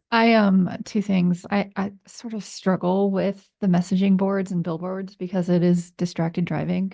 But on another note, I wanted to respond to Colleen talking about education in schools. Now, I think driver awareness in high school is great, driver ed. But in addition to that, University of Miami has the Walk Safe and Bike Safe programs that are excellent programs. They've been evaluated and they're evidence-based. So I would certainly like to put a plug in for that. If you all have connections with the school board, this is a curriculum that's taught within the schools themselves. For the Walk Safe program, it's a 3-day program. Usually they do it in October, coinciding with International Walk to School Day. And it starts out with day 1 in their homeroom teacher's room. And then day 2 is a PE class. And all these fall within Florida standard requirements. So it's not above and beyond what they should be doing. It's what they should be doing. And then day 3 is an art activity where they get to convey what they've learned into art and kind of celebrate that. And then there's also the Bike Safe program. The curriculum is for middle school age kids, and it's a several day program. And they do have some on bike activities and some different things. So both programs are excellent. Certainly want to put in a plug for those if y'all don't know them. Thank you. Thank you. Nadine? When you mentioned some of the programs about youth, I started thinking about ways we can get the message out. And I'm sure you probably already are working with Joe Cox and his group at the Museum of Discovery and Science. He has a whole bunch of like videos playing about hurricane this, I'm sure there's a transportation or mobility section. I think tapping in with the Museum of Discovery and Science would be good. Also, I also would think JA, Junior Achievement, I'm sorry. Okay. Lori Salarulo's group, they go into, I think, every 3rd, 4th, 5th, 6th, 7th, 8th grade class. So I think there's other ways you can kind of incorporate some of what you were saying in terms of curriculum and safety, starting at even at a younger age. And you could even, if you want to scale it up, do something even at a 2-gen approach if you want to affect the students as well as the parents. Great ideas. And I think I'm already thinking how we can start to pursue some this year and then create the programs to keep it going. Let me keep going on. We have some different ways to tell the story then. Statistics. Another way to tell the story is about vehicle safety. The top graph shows that on an absolute level, vehicle miles traveled basis, we are having many fewer fatalities per vehicle mile traveled. But in terms of absolute number, it's around 40,000 a year plus of people dying on our roadways across the country during the last 50 years. The bottom graph shows that the top green dotted line is safety inside a vehicle, fatalities from inside a vehicle, which is decreased a bit, but the fatalities outside a vehicle has increased a little bit over time too. So the vehicles may be getting safer for people inside, but if you're outside, that number is not working as well. So looking at Broward County, then some of our statistics, Christine mentioned these too, over 5,000 fatalities and serious injuries over a 5-year period that we've looked at. 77% of the crashes are on 6% of the roads. We talked a little bit about with our high injury network. Pedestrian crashes, 1/3 of them are occurring near schools and parks. That's maybe some of our vulnerable users with children and families. The pedestrian death and serious injuries are 42 times more likely on a 6-lane road than on a 2-lane. Coming back to Nadine's question, it's a question of how much traffic is on those roads too, but that's something we can look at. Crashes at night, 47% at night, and 57% are outside of intersections. So, and then there's an economic cost. Again, these are different statistics to tell the story. Comparing the United States to other countries around the world in terms of high-income countries. I just came back from a trip to Austria, Czech Republic, and Germany, and was very impressed with the PED and the signal systems and the behavior of drivers. And then I see these statistics here, and I saw another one for Germany being pretty low there, that high income countries around the world, the United States is not faring well. 3 to 4 times higher rates than some of our Northern European, doubled some of our Central European and other places. And then we look at Fazil, if you could get the PowerPoint or the video. There's this idea of Vision Zero. We're setting a goal, and Tony and I talked a little bit about this too. We set a goal for 2050 to zero. Looking around the world, we haven't well, Hoboken, New Jersey is one, but there are very few places that have actually achieved the zero, but there has been significant decrease based on a variety of factors that people have done. I love the 80% reduction in fatalities in Spain. I know there's been a lot of things. Even Mexico City reducing 18%. I know there were serious issues in Mexico, but around the world, there have been different things that have increased the safety. And so, Fazil, if you can call up that video. So last year, 213 people died on our roads. What do you think would be a more acceptable number? Acceptable? 70 maybe? Probably 70. Can you send 70? Actually, this is what 70 people looks like.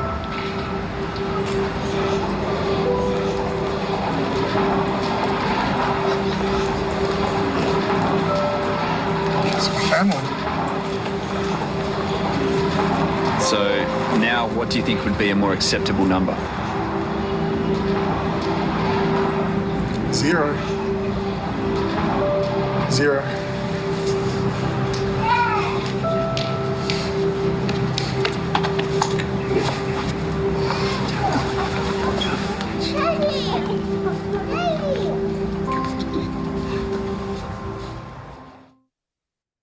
That's amazing.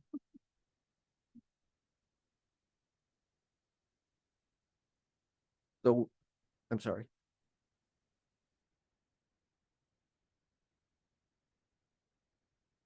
I was hoping this wouldn't happen.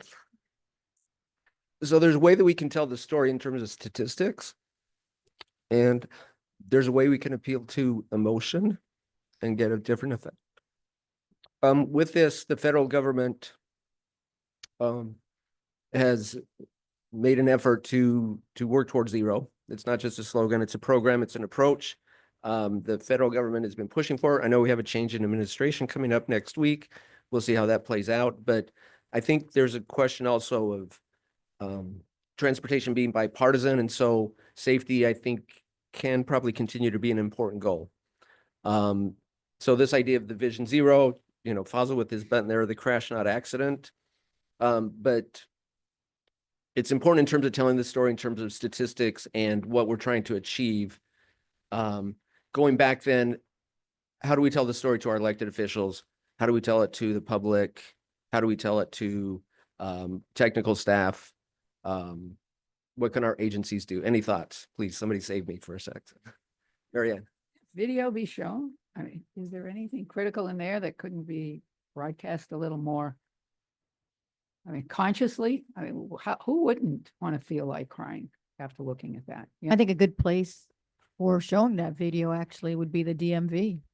Because you're waiting anyways. People are getting their license, getting it renewed, coming for suspensions. That would be because you're stuck waiting, like on a reel, just have it playing. In the airport. I mean, anyway. So for that video, that's a totally different country. We have one for Florida that's created by the Alert Today Florida Coalition, the one that we're on, and it's, Florida based. Yeah, when I call that one up, I thought I was getting the American one, and then there's one in Spanish. Okay. But so this one, even with the accents, I think we could understand it. But I have asked, anyway, they say all that to say the Alert Today Florida one still doesn't necessarily represent, today, right? And so I've asked our state office if they can create one for Target Zero, Vision Zero, that's Florida, that's current. And they keep putting it on the back burner. So I'm hiring a safety PIO and in District 4. And if that is something that you guys would want, we could partner on something. So emotion can be powerful, but statistics are a safer way to talk about it. Anybody else? Yeah, I think that is very powerful video, and I haven't seen anything similar or any major news media or heard it, whether it's radio or social media per se, or particularly TV. So I would probably target the peak TV times, so let's say 9 p.m. or 11 p.m. news. So during that time, if this is important, if lives are important more than, some of the topics that might not be as important during those news, hit that time, let the message spread. So. Juan? Even, I mean, rely on the social media of our municipalities and the companies, right? I mean, I'm pretty sure the mayor of commissioner of any city would love to bring this message to the community.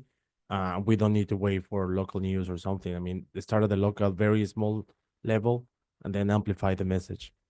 Okay. So with that then, and going back a sec, we talk about, the video itself, but then there's also the backup documentation, and that we can describe, here's what the problem is, here's what that dashboard can help us identify where it is that we need to do improvements and such. So, all right, let me keep going. There's other ways we can tell this story. One thing is talking about speed. There's the question of depending on how fast you're going, your reaction time, braking time. That top graphic shows that. The bottom one is as you're going to certain speeds, the cone of what you can see is limited in terms of what's on this side of the road. There's the question of being in a crash and your likelihood of survival. The vehicle is moving at a slower speed, your likelihood of survival is much greater than if it's going faster. And then there are a number of quotes about how, it's a question of not just focusing on speeding, but the speed being appropriate for the human tolerance and the context. Nadine, in terms of the context of a rural road is a little different from urban core or a suburban commercial area or such. And statistically, we know in Broward, and the comment before about what the traffic reports show, only 7% of them show speeding as a factor in serious crashes. But we figure that's probably underreported. It's a question, did the reporting officer see the actual speeding going on, or, is there evidence of such? So, but across the country, USDOT estimates about 60% may be related to speed. And then the speed and aggressive driving can result in greater influence. So, again, USDOT, it's important to prioritize safety and move individuals at safe speed over the throughput of vehicles. Okay. And then more from the technical side, Fazil likes this graphic, so he's an engineer, in terms of statistically of showing, the percent of fatality and the speeds that are going on and the type of, if you're in a car or outside of a car, and the other one about if you're going faster and the number of crashes and percentage and such that will occur. So again, coming back in terms of safety messaging, in terms of talking to electeds or to the public or to technical staff or advocacy groups, any thoughts on any of these? My sense is that this is good for some of our engineering people, where some of these more user-friendly graphics are good for the general public. Any thoughts on that? Ken? I think the anti-smoking campaign has some opportunities in there too. It takes more than departments of transportation to get us the Vision Zero. It's got to be a national awareness, and it certainly has worked with smoking. You see it everywhere. It's on the side of buses. Companies banned smoking over the years, so that works. But it's a massive campaign. But I think unless we mount something like that, Vision Zero is going to keep crawling out there well into the future. And one thing about the smoking, I think I was working in restaurants when that became an issue. And I thought, well, I realized it's not just the customers in a restaurant that might be smoking, but it's the employees that are subject, exposed to, like if you're working at a bar, you're going to be exposed to a lot more cigarette smoke. So it's multifaceted. The question we had earlier about the victim versus, the age, the victim or the perpetrator. So that becomes, any other thoughts, Sean? We're finding out in Sunrise that we're getting a lot more interaction from the public with social media, and 20 to 30 seconds is really where it's at. Something that's eye-catching in the beginning, some type of video as opposed to static imaging. Right now, everybody likes they're quick, right? They're scrolling through it, and if it catches their eye, they're stopping. And the more people that stop, even if they don't finish it, they're seeing in the algorithm that other people are watching it and are more likely to then click on it and continue watching. So, a 20 to 30-second window, something catchy in the first 5 seconds. And then you can, if you wanted to show some static imaging like this, we're finding that we get a lot more interaction from the public.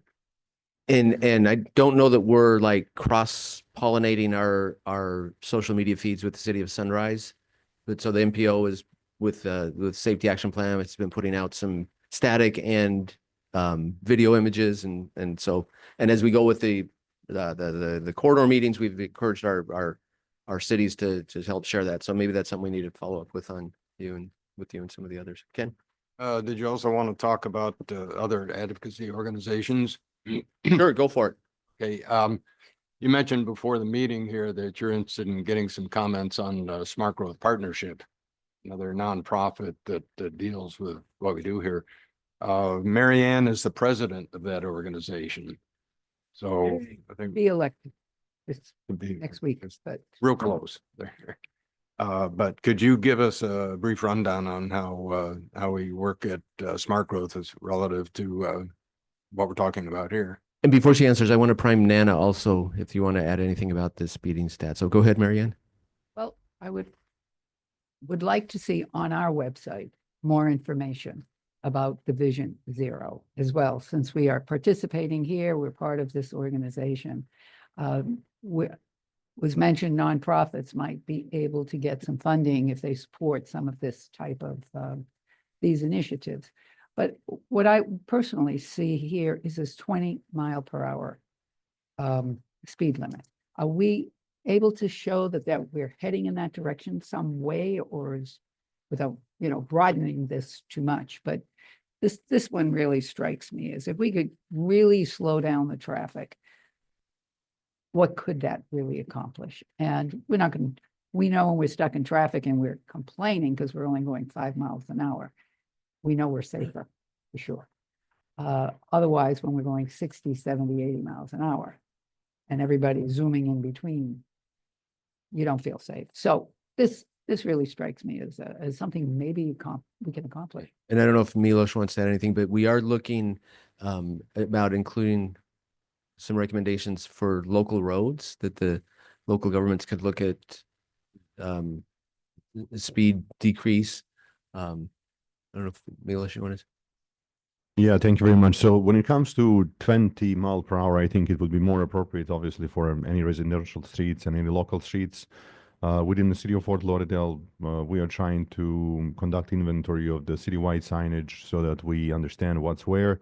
The goal right now is to at least get everything to 25 miles per hour area wide so that we have a good coverage. And then, in the future, following steps would be maybe to further reduce it. Outside of the school zones, which is 15 miles per hour, I don't know, and I'm unaware that anywhere in the county along residential streets, we do have 20 miles per hour. And Christine might correct me there if there are any pilots or anything like that. I can just add that per Florida statute, we can post 20 miles an hour right now. 20 or 25 is recommended for local streets per Florida statute. That's in our speed plan. And we're going to talk about speed next month too, the technical working group. So I'd love to invite all you to attend. But it's allowed. So it's really exciting because that's been on the books for years and we have the opportunity to do it even now. So I think to Marianne's point, we all understand that speed leads to severity. We have the Florida statute that said you can post streets starting at 30 for collectors and arterials and starting at 20 for locals. So how do we use that to empower our staff to make that happen? But it depends on context. So it depends on leadership, a lot of things. So Nana, go ahead. Speaking of the speeding and the signs and things like that, one thing I did notice is that the beginning of January here in Davie, they did post online to inform all the residents and things like that about how we are implementing the cameras in the speed zones and I guess how it can initiate like a citation or something like that. And I noticed that posting it on social media and on the town website. Not everyone opens the town website, but it pops up immediately once you open on the town website. But it was also showing up like on Facebook and Instagram and things like that. And I think it did, from what I heard from a lot of the residents, is that it just kind of sent that reminder to adhere to the speed limit, because a lot of them were not really paying attention to it. And it did cause like a little bit more of awareness, whether it was during school hours or not. All right. I have a few more slides to go through. But again, I like the interaction that we're having. One last set of approaches of the way to tell the story. And then we're going to ask some, how do we respond to comments that we get from the public? The traditional approach, the 4 E's, engineering, education, enforcement, emergency services, Nana. As I was reading the about Ralph Nader and the unsafe at any speed, previously it was a 3E about engineering, education, and enforcement. The engineering was the roadway engineering. The car, according to Ralph Nader, the car industry was not taking any responsibility for safety. So that's changed over time. But now we're looking at this safe travel for all, and it not only is some of these different things, but it's a multifaceted approach about safe streets, safe speeds, vehicles being safe, people being safe, and then emergency response is another one that comes out of that. As we tell this story, there's also this approach about a safe system, this way to tell the story about the safe system approach, that it used to be that the fault was with the driver and engineers do what they can, but people are just not capable of driving well, and it's all their fault. This approach now is more holistic, that we can prevent crashes, that we need to appreciate that people are human and that they're not perfect drivers, and add some safety to the system. Emphasis on maybe not necessarily reducing all crashes, but at least reducing fatal and severe crashes, and that there are various low-cost, high-impact approaches to doing this. In terms of this safe system approach, again, the 5 factors here, with post-crash care being one of the things there. And then there's some different factors that come into play and different ways to tell that story. What I found with this is interesting, but it also takes a bit of time to lay out all the different pieces, and it's a question of having an audience there that's going to sit and listen to you. I like this particular graphic in terms of redundancy, that it's the different things that come together. And so when we do enforcement, but we also reduce speeds, but we also look at safer vehicles, but we also look at the users, these things all work together. And so that again is the idea of creating a holistic approach to how it is that we're telling this story. Anybody have any thoughts on sharing the information about this approach? I know Christine has done it so many times at all these different public meetings that we have. Is this, yeah, how effective is this as a way to tell the story?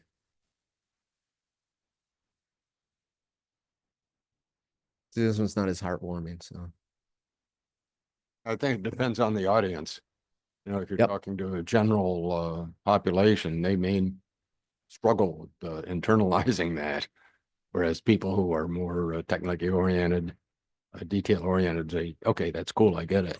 Okay. So I think it'd be about Tony? James, I like the graphics that you shown us. I think that it's, but if you can go back to that last one with the Swiss cheese, when I just, like I said, I like the graphics. It's just that this one jumped out at me in particular. I think the idea is that all of these things should line up like it is on the right. The one on the left, what it presents to me is that there's only one, we only have issue with one, we only have problem with one issue. That's what it jumps to me when I see that. But any one of those on the left could present you with the same problem. So that it may falsely educate people that we only have one issue. Yeah, I think we could just, other than that, we could just as easily switch out safe roads being the first one, the safe road users being the one. Yeah, right. Yeah. So yeah, definitely. Any other thoughts? If not, we'll jump to some questions then. So, oh, I'm sorry. I just had one thought. Marianne. When we're using our phones, is there somewhere people use their phones, people text, is that somewhere? I mean, I drive with my husband and my husband says, don't you dare. put that phone down, hide it somewhere because it rings or whatever. What do the statistics show how this does impact that negligence? It's negligent. The crash reporting from Signal 4 is underreported because when you get to the crash, when the police officer gets to the crash, of course, the person's not texting then. Like, how do they prove that you were texting and driving? Exactly. So I think our county average is somewhere between 10 and 15% of crashes have the box checked for distracted driving. So we don't really have great data. Is it written anywhere? I mean, in those 8 or 9 E's, that's a D, distracted driving. But no, but the way, sorry, I'm thinking to like, how do we address it? And it's really the holistic of people need to be educated that it causes crashes. They need to have roads that are self-enforcing, that are making them slow down, right? So like, how do we get all those elements together so that, okay, if I'm driving down A1A in Fort Lauderdale, I'm not texting because there's people everywhere, right? If I'm driving on West Cypress Creek Road, like this morning, 6 lanes, nobody, I'm probably tempted to maybe answer a text. Does that make sense? So like the context is enforcing the behavior as well. So how do we create a street that self-enforces me not texting? So that's hopefully, and then I'm also aware because I've got education and enforcement and all those other things. So. And what's the thing that Christoph always mentions that engagement, you're creating infrastructure is like engagement, and 2 other terms he uses for his deflection. There's one more. Deflection. I'm gonna look it up and I'm gonna. Don't, but I would just add there, we can't advocate for it, but there is a hands-free coalition that's going to legislature again for the 2nd year in a row to try to put down. You can't advocate either, huh? I'm sharing for education purposes. Just to add a note, since we're on the safety messaging, I think, at minimum, what we can do is add distracted driving messaging to one of the actions that we do within safe road users. And I believe the laws that we do currently have is that in school zones, you can't hold a cell phone. That's illegal. And then texting and driving is also not permissible. It's a first offense, but there are states that have stronger language. So getting to that, having it as a legislative priority to making it a stronger language item would be great. And we'll think of that with our policies. Yeah. I was just reviewing my auto insurance, and they have a feature now. You can get a cell phone app. Don't do it. You carry with you. Well, that's what I was thinking. I'm just like, because I've been known to exceed the speed limit somewhat. I never said that. Nobody heard that. But checking into it with my insurer, I asked, what things do you measure? And I figure if it's speeding, I'm out of here, we're not going to do it. But they said there are 4 factors. 1 is sudden stops, and 3 all relate to cell phone usage. That's it. No speeding or other, racing or anything like that. And you can get substantial discounts in your next renewal based on the results of that cell phone usage or I'm the not lack sure of. How serious Milos was. Don't do it. If that was just a reaction, or do you have? Yeah. I do have one question whenever time is appropriate, and then also some feedback and some suggestion. All right. One suggestion. Katie, let me come back to you. On the same subject, really short and brief, if you've never looked at a long form for a traffic crash report, they actually will pull phone records. So I just reviewed a fatal one recently, and it said this person's phone was off and this person was not using it entirely. So just for awareness, you could always pass that on to your family members to know. I don't know if every law enforcement agency does that, but good for them. Can you hold on just a second then, Milos? I had more stuff than I remembered that I did, and I do want to share this, and we might go over a couple minutes. My apologies, we started a little late though. I do want to share with you, this is a way that we're going to be telling the story in the next month or so about the safety action plan. going to the TAC, the CAC, the MPO board. I woke up in the middle of the one night, in the middle of the I woke up in the middle of the night and had a thought, and I've talked to other people about it, and it seems like an interesting idea. But rather than talk, as we've gone and present about BSAP, we have this process, and we're doing 11 priority cores and 9. It's, well, what are some of the things? What are some of the things that we've learned? And so there's some 4 major themes that we've talked about. Marianne, you were asking about this before in terms of lighting. As we go through the different times of the year, we do see that around dusk is when we are having a highest number of death and serious injury on our roadways, and it varies by time of year, and it varies with the time change for daylight savings time. Okay, so in terms of lighting on our corridors, I expected that we would find a lot more death and serious injury because there wasn't lighting. And if you can see on this graphic, the KSIs are happening where it's dark, but there is light. Well, there's the light sufficient. So Selena's very ably done the analysis and pulled this together. It's a question of, is the lighting adequate? And so there's some standards for lighting in terms of lighting the intersection itself and lighting the approaches to crosswalks that can help make a difference. So that's kind of a theme that covers a lot of different things. And I think our electeds could relate to this, the public can relate to it, our technical staff, things of that sort. Second, bus stop location. Here's an example on Broward Boulevard, just east of 95. You see the bus stops related to the signalized intersections. Some of them are located near signalized intersections, some are not. You can see then the crashes. The bottom thing is all the crashes, but the middle chart shows where KSIs are occurring, and there's unfortunately a correlation of some of the bus stop locations and the KSIs that are occurring. And so we're looking at, and thanks to our partners at the county and BCT, having discussions about, well, can we relocate some of those bus stops closer to signalized intersections? And if not, can we put in some mid-block crossings? So again, that's anywhere in the county that we can tell that story.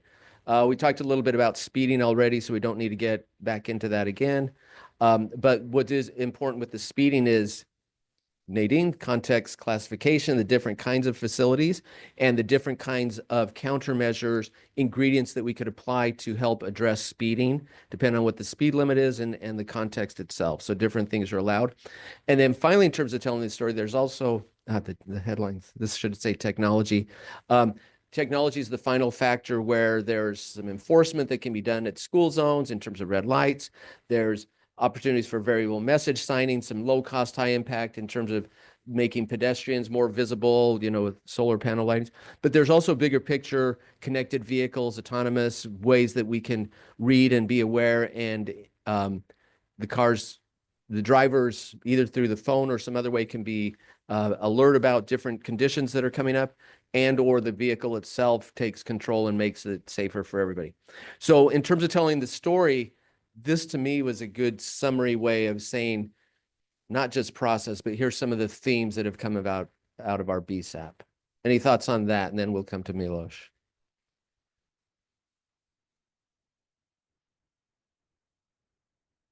If not, Milos, go for it. Thank you very much. So a question that I had is, as you're going to approve BSAP in the next couple of months, do you need any assistance from local municipalities, or you're all set? Very good question. So this is something that we'll talk about a bit more. For purposes of going after the grant in this year, we're working toward that April target date to get the MPO board to approve stuff. But that's not the end of the process. We'll continue to refine. We'll continue to add more information. We'll want to go to our cities also in terms of getting their agreement and participation. We have some reporting coming up. A lot of you have seen this already. We asked about what are the existing policies that are at the local level, and then we'll come up with some recommendations for how to address policy. So there are various things that will be coming up with an approach. One thing is actual adoption of the safety action plan for the Broward MPO, Broward County. And then I know Fort Lauderdale has its own already, and so you can update it. So there is something about local commitment. But there's also the question, and this is for everybody, with the flurry of activity, like for complete streets, we had some municipalities passed a resolution in support of complete streets, which is nice.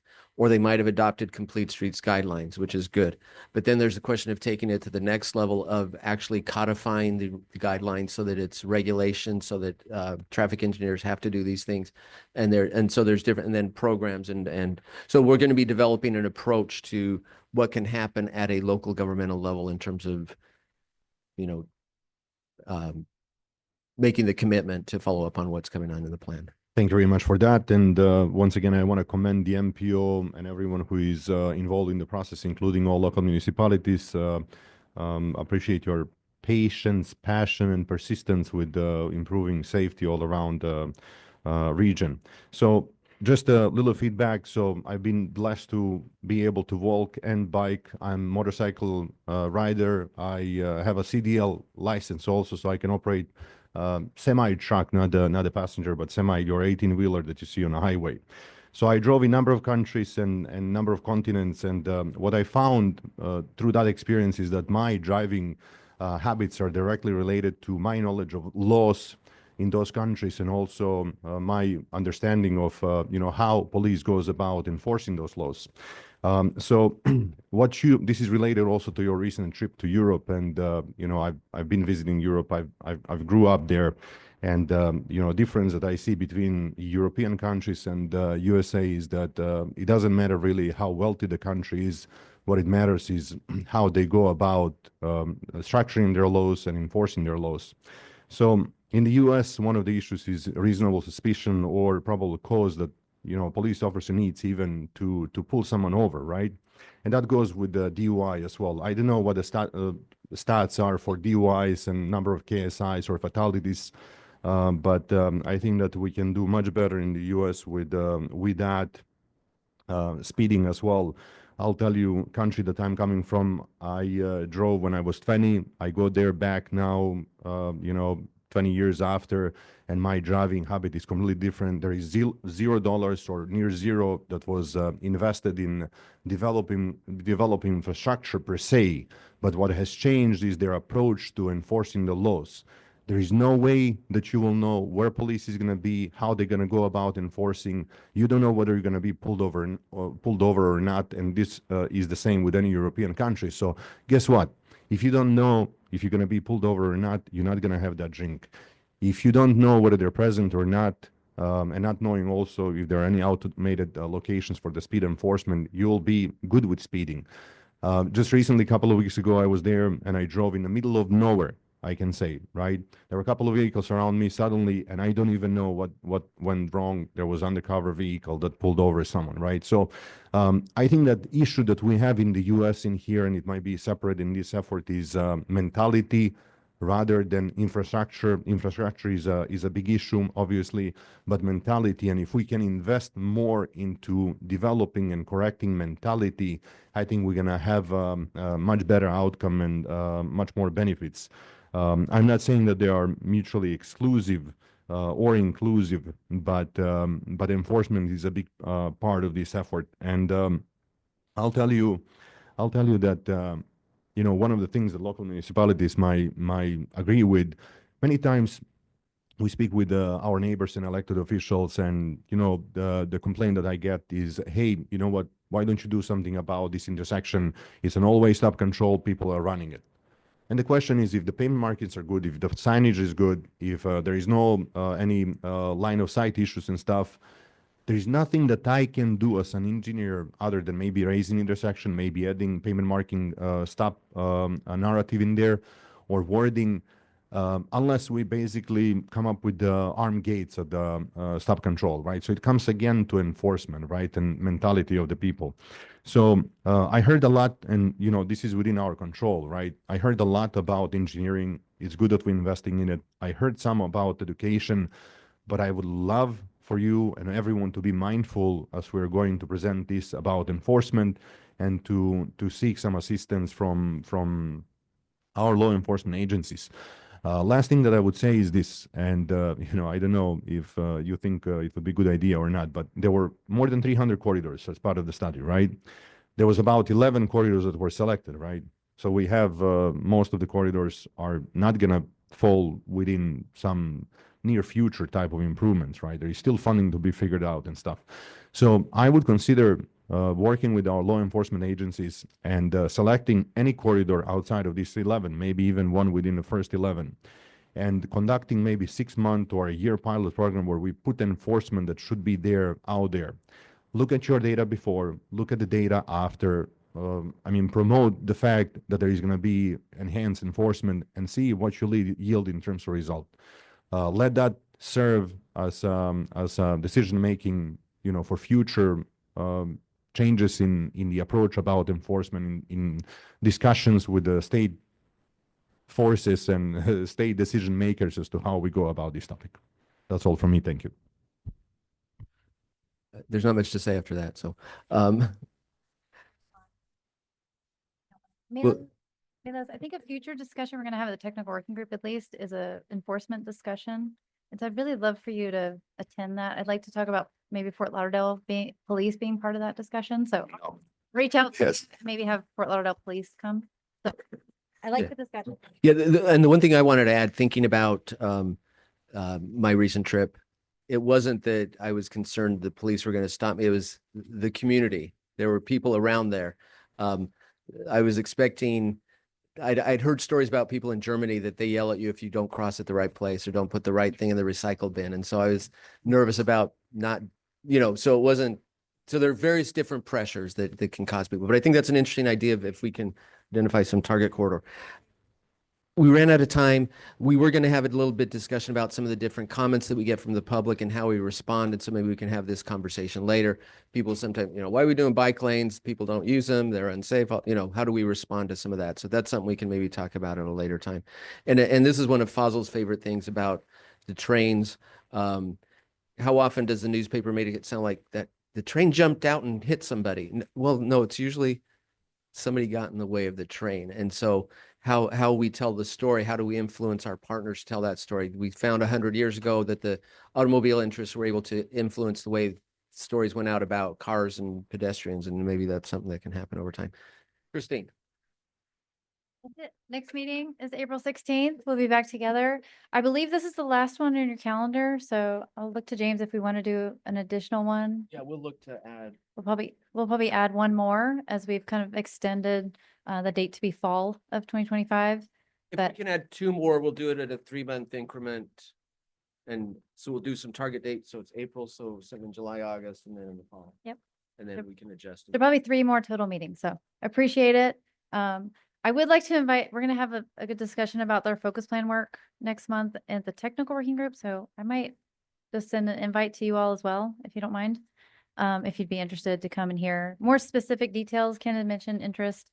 So I'd like to kind of put it out to everyone about speed, technology, mid-block, all of our focus plan work, and kind of getting into a little bit of the outcomes. So thank you so much. Thank you. Appreciate your staying a little late.